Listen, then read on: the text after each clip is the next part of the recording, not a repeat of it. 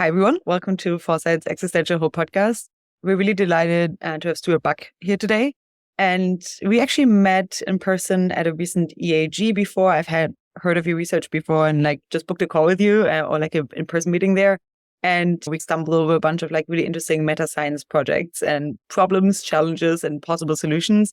And then dove into a little bit of perhaps the new emerging landscapes of interesting orgs. So I'll talk to you a little bit about that in the introduction. I'd love to hear from you on that. And I guess we were just ships passing the night at South by Southwest. Too bad, Right. but decided to hopefully next time in person connect you. All right. So maybe just to get us started, would you want to share a little bit more about what Good Science is really up to? And if you can, also your journey into the organization. I think that usually helps people map the genealogy of your work a bit more.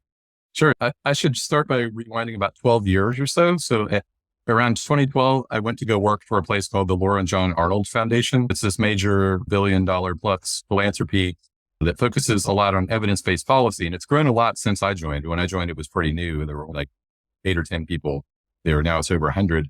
So the scope and the scale of it has really grown. But right from the start, the Arnolds, who themselves are around 50 years old, they had retired at 38 and were devoting their wealth to philanthropy. And they were mostly interested in just evidence-based policy across lots of areas like education and criminal justice and health. And one thing that we initially started noticing was what you could call the reproducibility crisis, the problem of trying to replicate research. And we first noticed it in psychology, but I started digging into it as director of research there. And it's a problem in a lot of fields, including medicine and cancer biology and economics, pretty much any field you dig into. That turns out there are some issues with replication, sometimes outright fraud, or just the publication process is often biased towards exciting positive results, which is natural. We all want to have exciting positive results come out of the scientific world. But when there's a bias towards that, then people feel compelled to sometimes stretch the truth, push the boundaries of acceptable practices.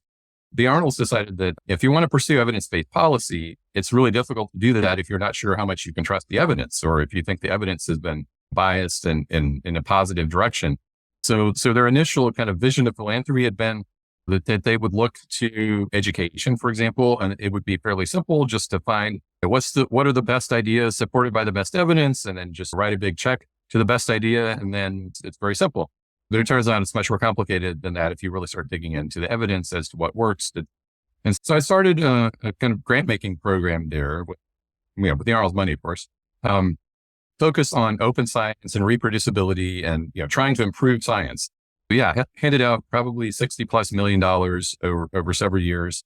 And then in the process of that endeavor, I ran across a guy named Patrick Collison, who runs a company called Stripe. I ran into him several years ago at a conference, and he was very interested in trying to improve science, but not just reproducibility, but improving innovation, improving the pace of innovation, the freedom that the best scientists have to explore the universe and explore their best ideas without having to cater to what funders most desire.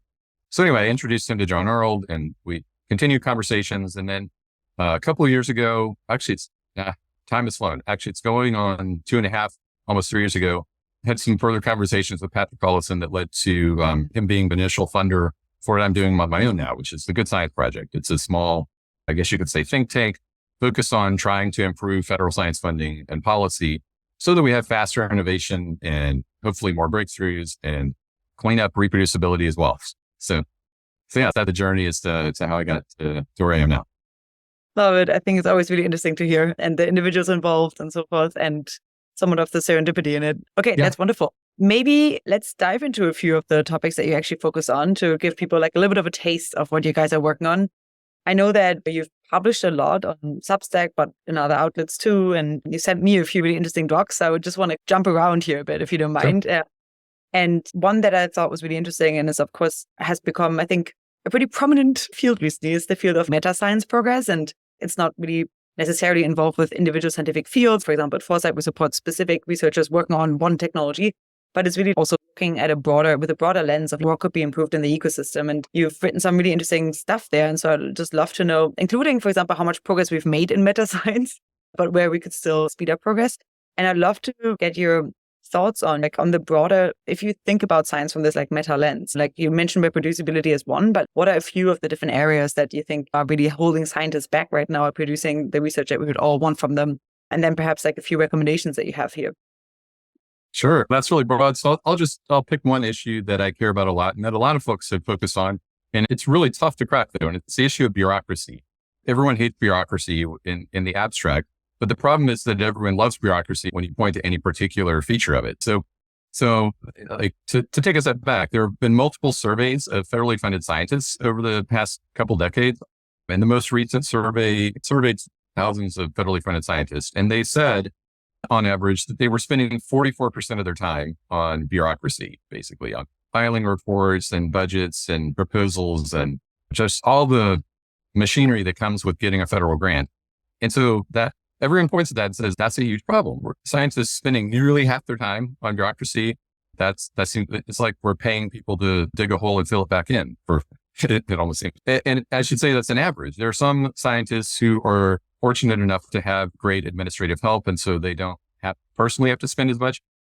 On the other extreme, I talked to one scientist at the University of North Carolina who said that he's probably spends 70% of his time on bureaucracy because he said he does animal experiments. And he said that, quite frankly, his administrative help in the department wasn't very good. And so he had to do all the ethics paperwork himself. And so he felt like his direct quote from him was, I just don't feel like there's time to do science anymore. And so that seems quite paradoxical. What are we paying people to do? Just to fill out reports about the money that we handed them? It just makes no sense.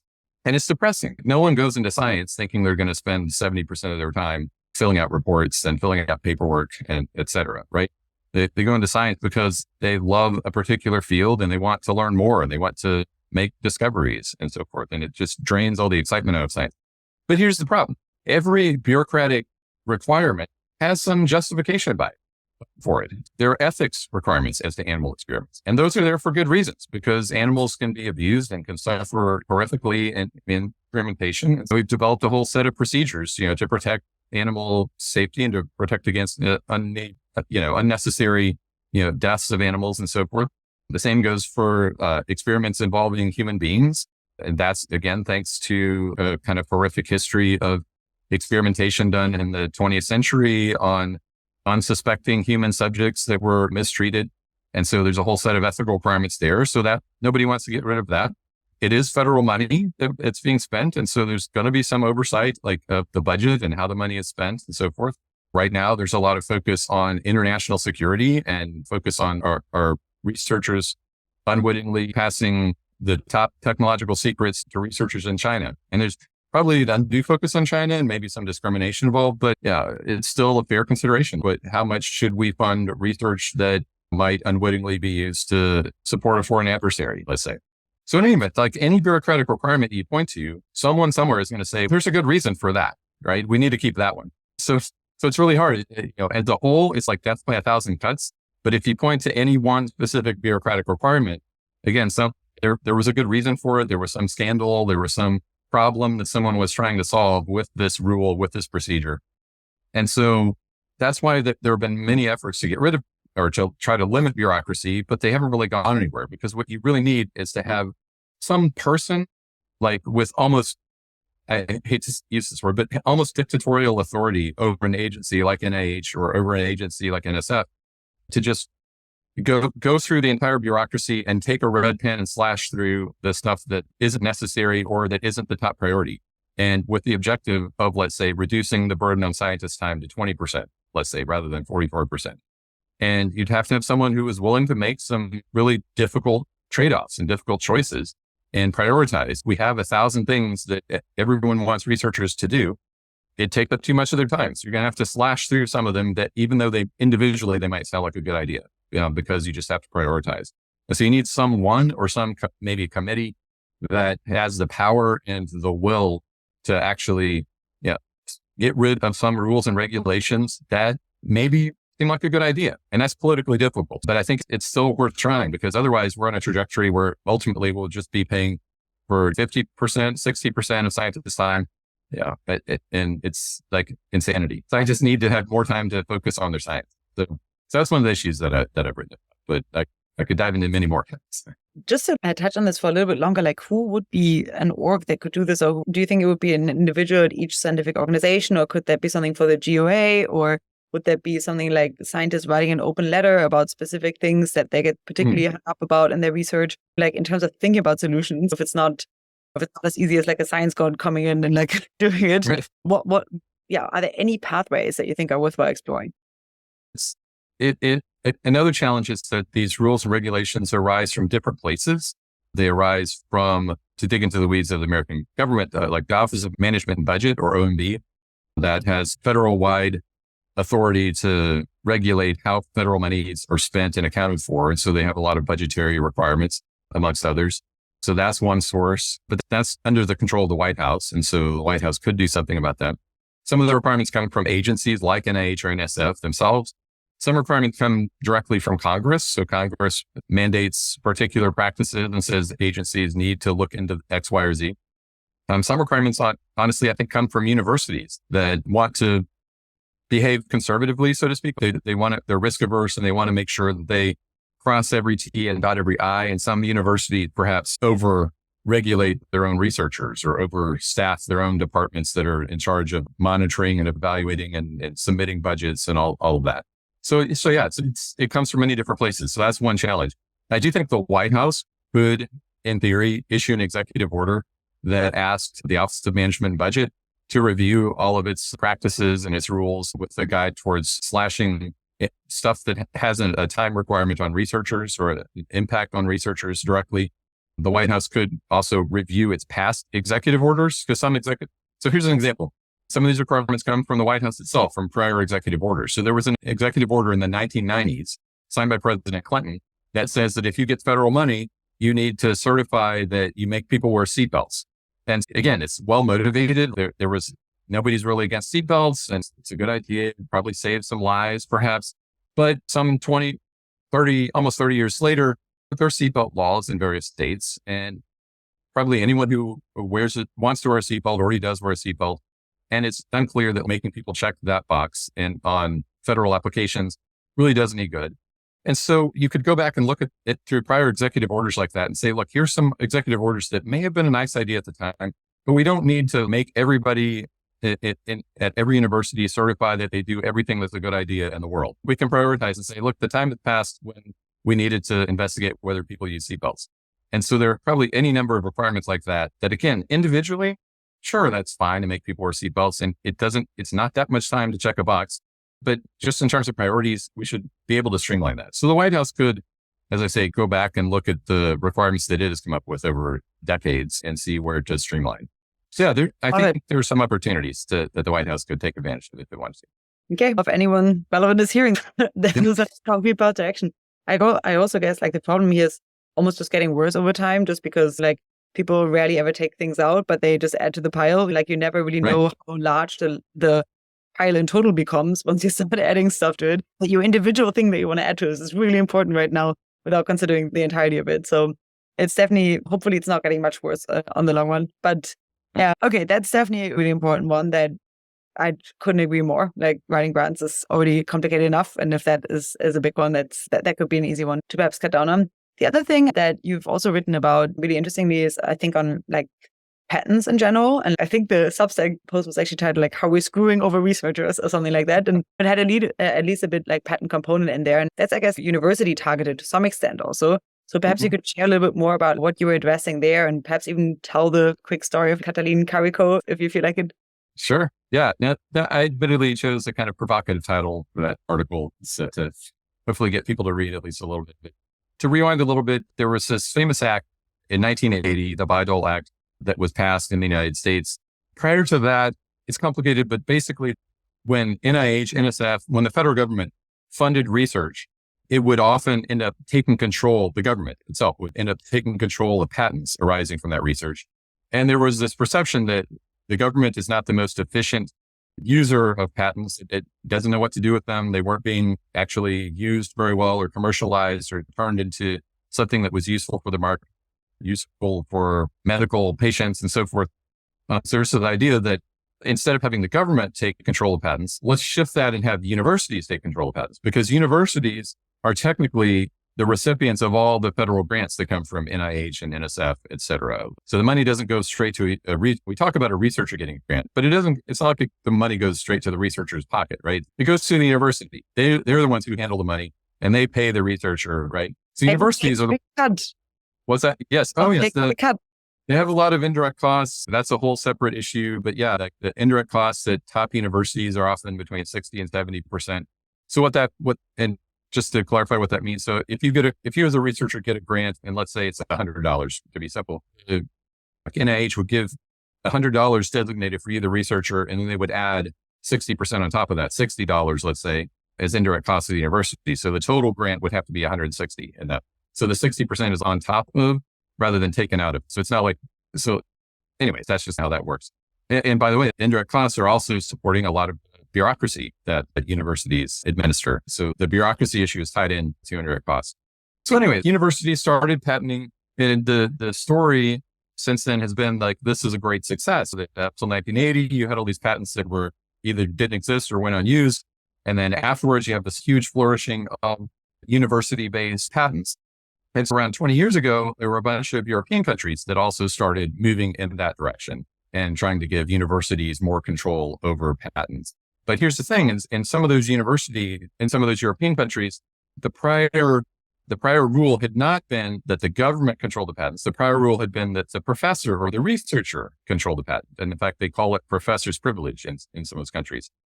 And so they were switching from it in a different direction, right? They were switching to the US regime that was perceived as successful, but they were switching from a completely different place where the professor or the researcher had more control. And so there's been some empirical research on that has shown that like when European countries moved in that direction, the rate of patenting actually went down which actually doesn't seem too surprising because the universities often are very diffuse, like they encompass many departments. They may not have anyone who's like a specialist in what one professor is doing and in the commercialization of that research. And so maybe they put less priority overall on trying to commercialize any one given discovery or possible patent than the researcher themselves who has more skin in the game, so to speak. So that's where the empirical evidence seems to lie so far, is that it would be better to give, better for innovation, better for patenting, better for commercialization, to give professors more of a say and perhaps the control over the patents rather than the universities themselves.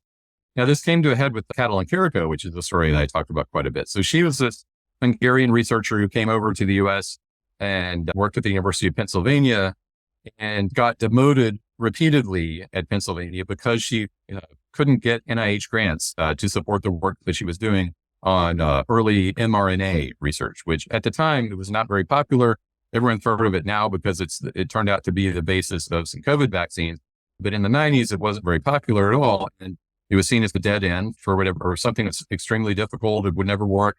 So she couldn't get grants to support her work. And that, by the way, it opens up a whole nother huge topic, which is the role of NIH money and so-called soft money in universities. Soft money meaning researchers like Carrico who are expected to pay for their own salary. It's like they're not given a salary directly by the university or not 100% of their salary. They're expected to raise their own salary for themselves through their grants. And so that makes them very dependent on appealing to whatever NIH wants to fund at a given point in time. So Catalin Carrico was repeatedly demoted and eventually basically pushed out of academia, even after for what became a paper that later won her and her co-author the Nobel Prize.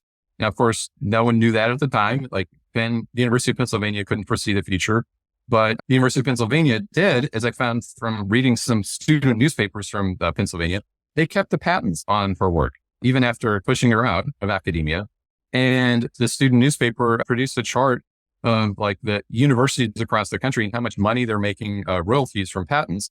And the University of Pennsylvania was far and away making many times more money than Stanford or other universities that you might think of as hotbeds of discovery and technological advancement.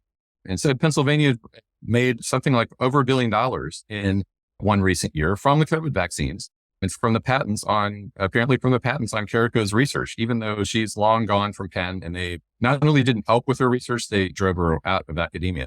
So it seems like this kind of glaring unfairness and on top of the inefficiency in the process. So I think that's an area that, I think definitely deserves some reform or at least So really detailed, I think Congress definitely should fund or require some really detailed investigations of what is even happening at these university offices that are supposed to be patenting research and commercializing it. How many patents go unrealized or uncommercialized?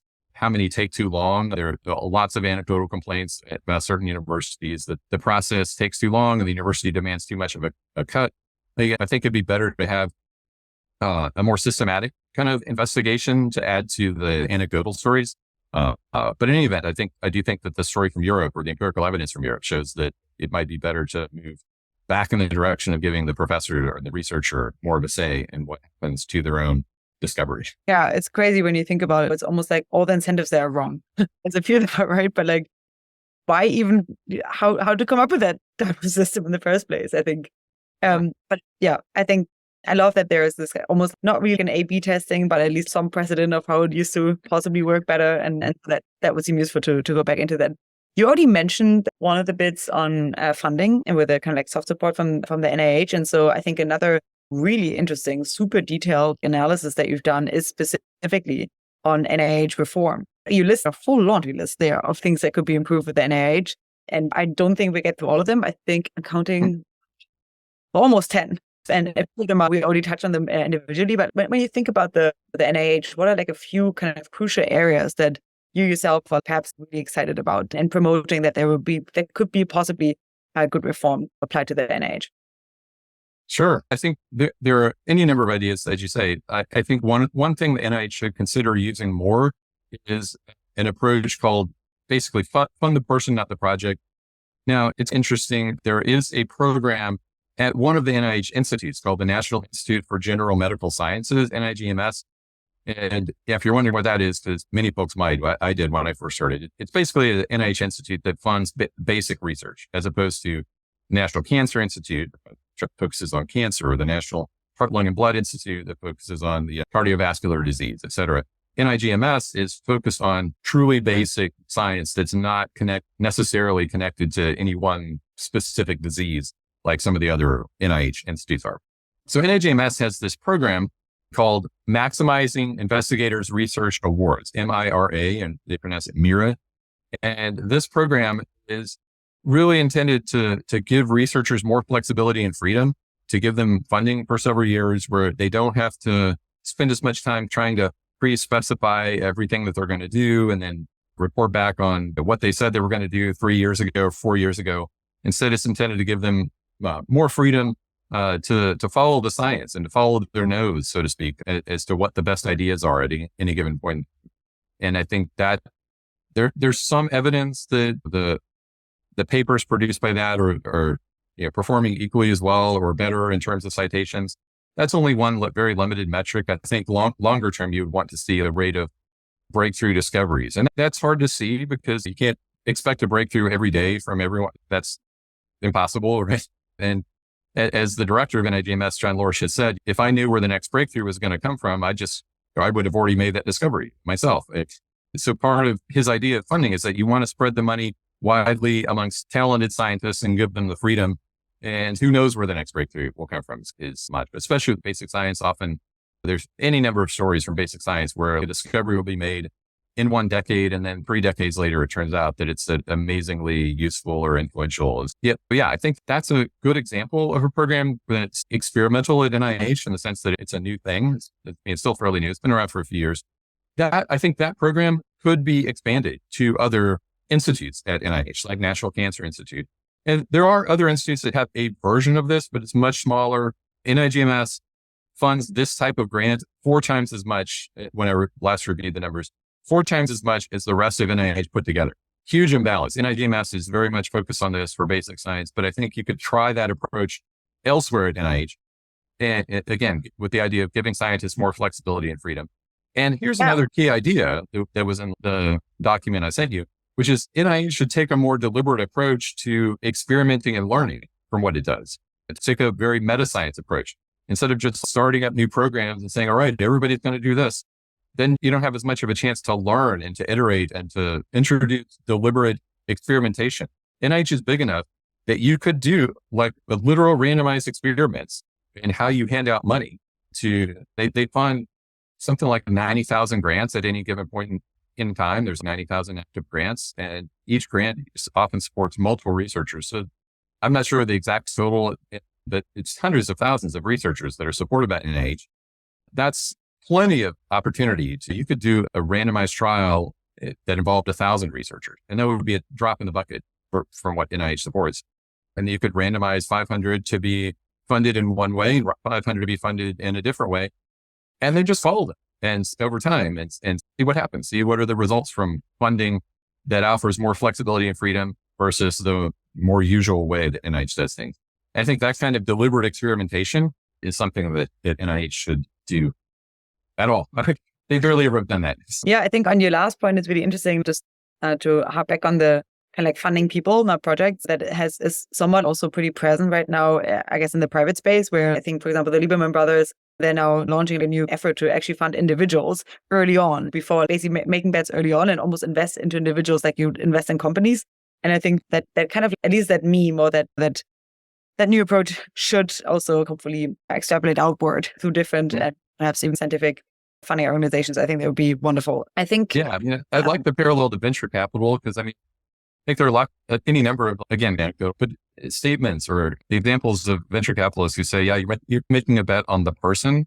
There are many examples where a founder of a company ends up pivoting and doing something slightly different or a lot different. And venture capitalists often are happy with that because, hey, you're trying something and you realize it didn't work, and now you found something that did work. And it would be unthinkable to go to Mark Zuckerberg and say, wait a minute, like your original proposal said that you were going to do X, Y, and Z, and said that you were going to spend $5,000 in year 3 on this line item, and show us that you spent the money that way. You would never want that level of micromanagement of a talented entrepreneur. You'd want to give them a little more freedom and flexibility to adapt to the market. And we should treat a lot more scientists the same way, that you should give them the same respect and autonomy that entrepreneurs routinely have, and give them the freedom and flexibility to say, wait a minute, I said I was going to do X, Y, and Z, but I tried it and it didn't work. And I came up with a better idea the next year. And now I'm going to want to do the better idea. Of course, we should all follow the better idea when that comes up. Yeah, I guess otherwise you just assume that people aren't learning as they're actually in the field and experimenting and trying things. It's a crazy assumption to make in the first place, I think. Science should be about learning and changing and adapting to new ideas as they come along. That's the whole point. If you already knew what you were going to do 5 years from now, I think I'm paraphrasing, but one scientist that I know at Pennsylvania as well, he said, if I'm doing what I said I was going to do 5 years ago, I should be fired because I should have learned and adapted in that time.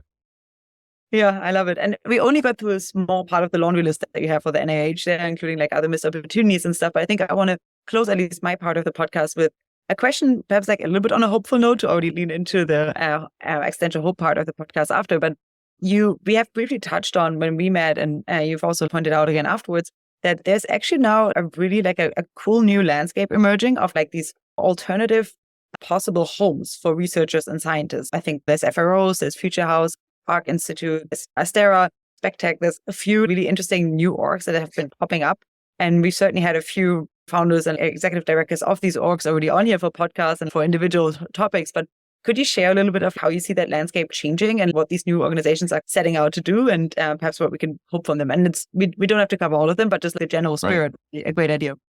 And you could add to that there's some government agencies, surprisingly enough. There's a health version of DARPA, so it's called ARPA-H, which I'm sure any listeners are familiar with. But yeah, it's intended to be like a government agency that has the innovative approach that DARPA has taken for decades. And there's a version of that in the UK as well called ARIA, also trying to be like the imitator of DARPA in a way. I think that's all tremendously hopeful. I do think it's partly born out of just discontent with the current system, that, as I say, it tends to be very bureaucratic and very top heavy, and a system in which it's hard to get a foothold. The average age for NIH, first major NIH grant is, so we're making people like slave away in other people's labs for 15 years before they finally get a foothold as a researcher. And so they're long past the age at which a lot of people in previous generations did some of their best scientific work. Einstein made some of his greatest discoveries at age 25, and Isaac Newton, James Watson, there's any number of examples of that kind of thing. So there's a lot of discontent with that system. And so there are, people within government and private philanthropists who say this is an opportunity to diversify the landscape, to come up with new ways, hopefully better ways of doing science and of funding science and of organizing science, all very important meta science issues. And so one thing that I really hope we're able to do, we being just collective meta science community and policymakers over the next 5 to 10 years, is just really deliberately learn from what all these new organizations have produced and do it in a systematic way. I do think possibly one risk, like any new organizations, just the same as universities, their temptation is going to be to send out press releases about all the amazing things they've done and brag about that. And that's fine. That's to be expected. And often that's even true. But there will be cases in which they fail. And I think it's important to learn from failure. And it's important to be public about that.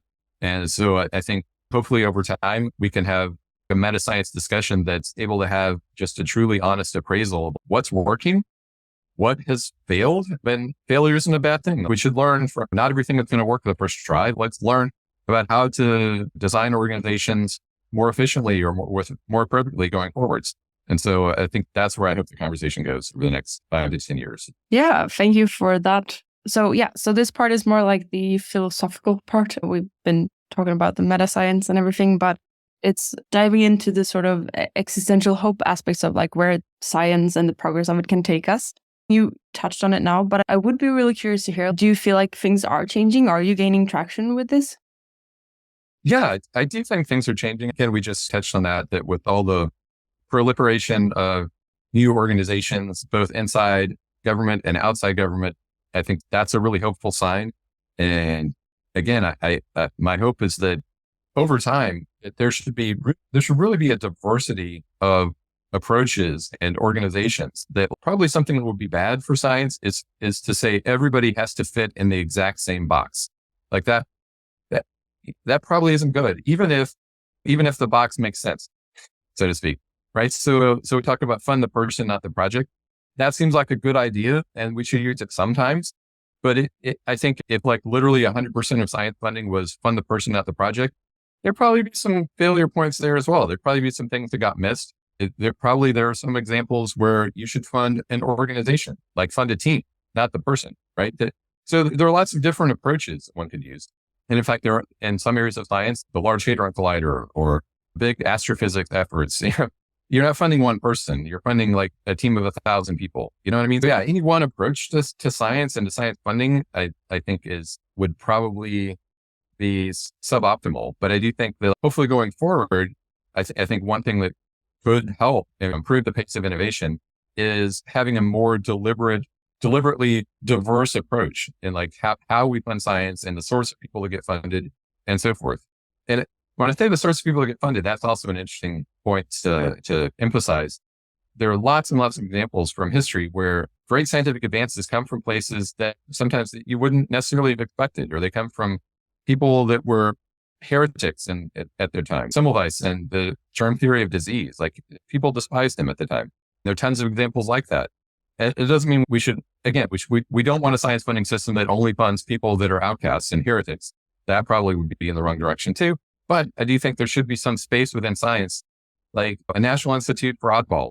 Like we should have a deliberate approach to fund some things that are outside the box. And now some of them will be crazy and won't work. We might end up funding some of the greatest breakthroughs ever if we made more space within the scientific funding system for people with truly outside the box ideas and approaches that don't get funded currently.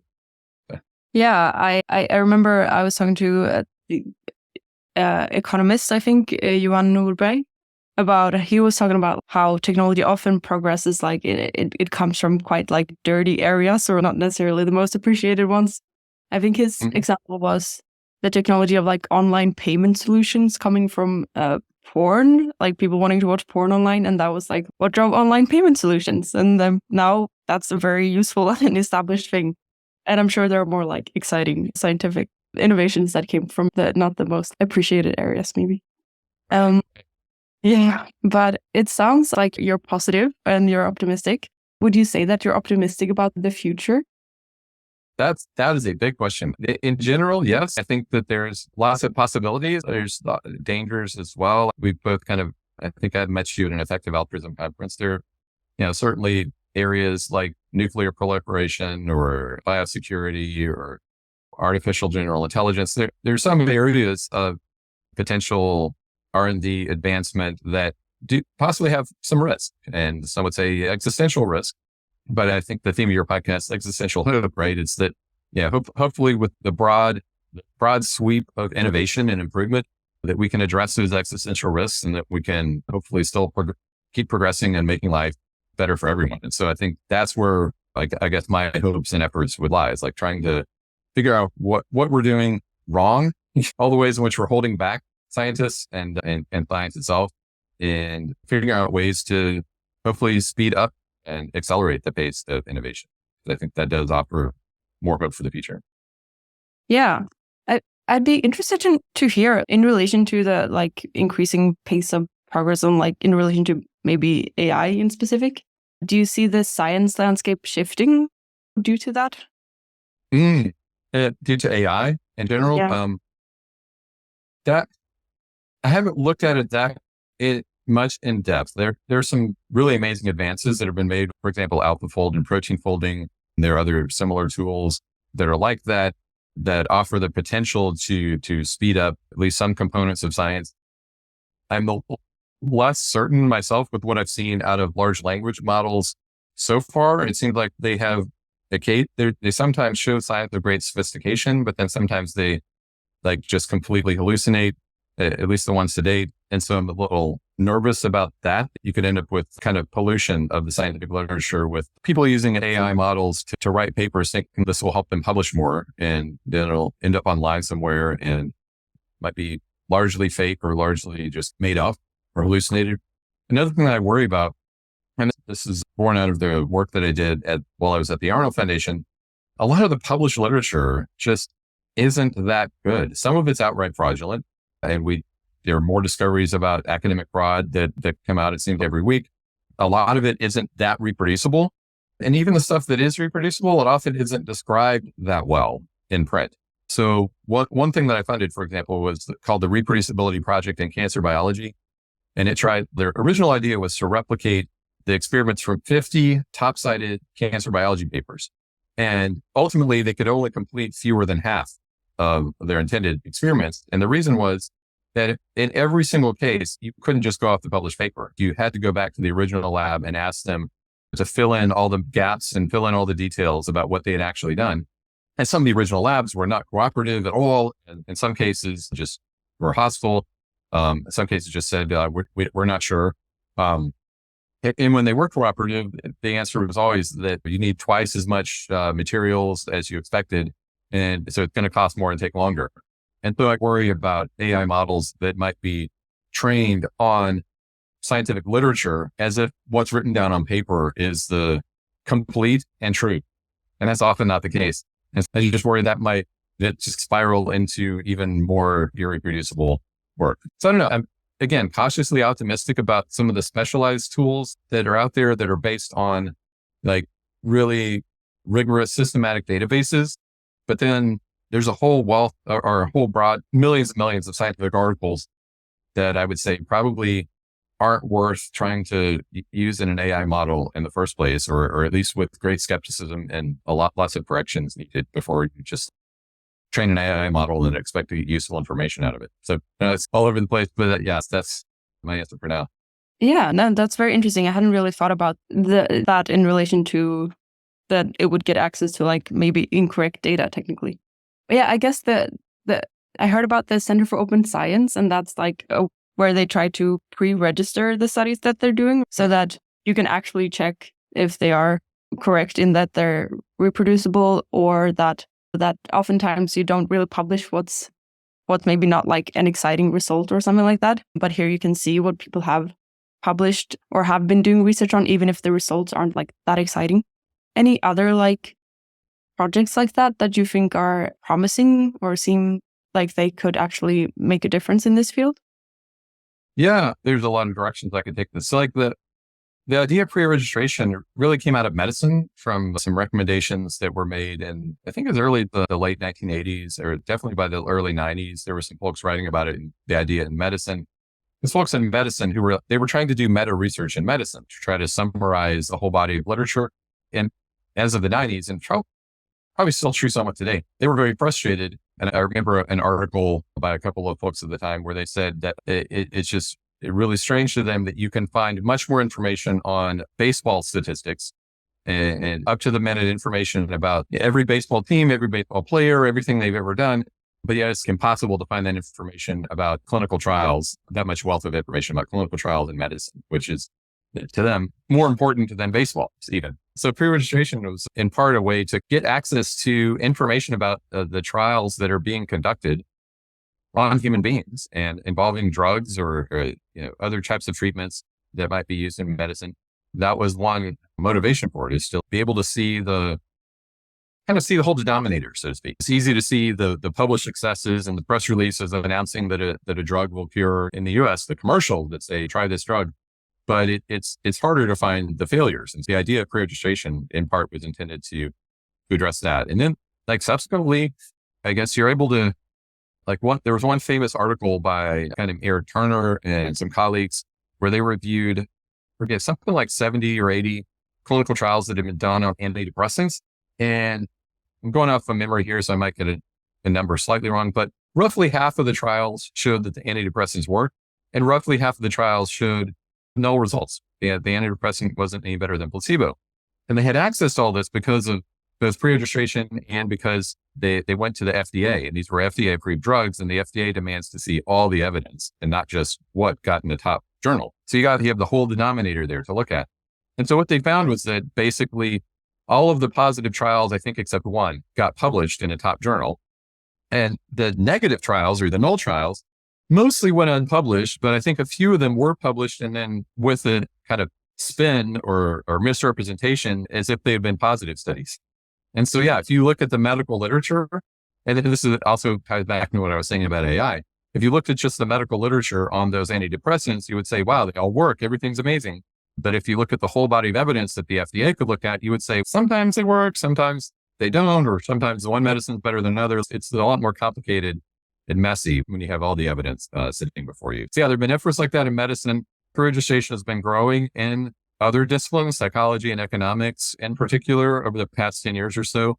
The American Economics Association, like the Center for Open Science, started demanding pre-registration about 10 years ago. And the rate at which that happened on a yearly basis, it's gone up within economics alone.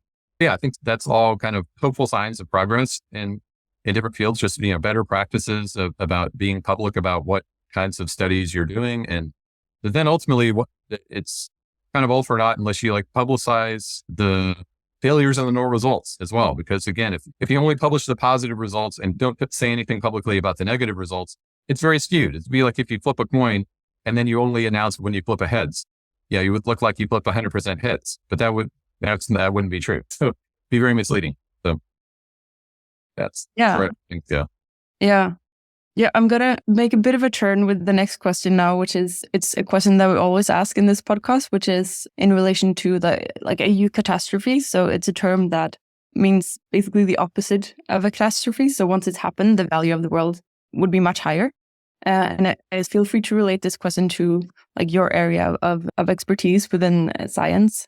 And I think ambitiously when I ask you this question, which is, if you could envision a specific eucatastrophe for the progress of science, what would that be? What would be an existential hope scenario of science? If if all the work that you're doing now came true, what would happen? Mm-hmm. That's great. Yeah, I first came across that word eucatastrophe in the writings of J.R. Tolkien. Did he invent the word? I can't remember. Yeah, I believe he did. Yeah. Okay. It's a long time. Yeah, that is a super interesting question. The kind of revolutionary side of me says that in terms of meta science, what would be really cool is if you could duplicate all federal funding of science, but with an entirely new set of institutions. Imagine we spend 50 billion or so on NIH. What if we added an extra 50 billion on biomedical research? Well, with the condition that it has to be run completely differently from NIH, and it has to be in the hands of different people. And again, touching on these ideas of exploding and proliferating the diversity of the approaches and the scientists who get funded and the ways in which funding is handed out, because then you have two different systems operating. And so thinking very meta here, you have two different systems operating with equal amounts of funding.